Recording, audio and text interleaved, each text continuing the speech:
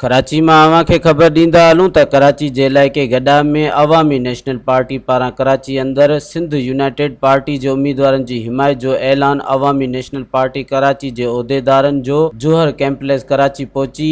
SUP पारां UC 5 ward 3 ते general council जे उम्मीदवार मखदूम शम्स, UC 7 सोराब ॻोठ ते चेयरमैन जो उम्मीदवार डॉक्टर अली नवाज़, गबोल वाइस चेयरमैन जो उम्मीदवार अली रज़ा, काउंसिलर जो उम्मीदवार जुल्फकार सियाल, UC 10 घगर फाटक ते उम्मीदवार मोहम्मद हसन बुरड़ो जी हिमायत जो ऐलान करे छॾियो। इन मौके ते ANP जे अॻवान चयो त सिंध जा क़ौम परस्त असांजी फितरी इतिहादी आहे। असां बदियाती चूंड में हर मुमकिन मदद कंदासीं। मज़ीद ख़बरनि ऐं तफ़सीलात लाइ विज़िट कयो असांजी वेबसाइट www.awamiNewsHD.com ऐं ॾिसंदा रहो अवामी न्यूज़ HD।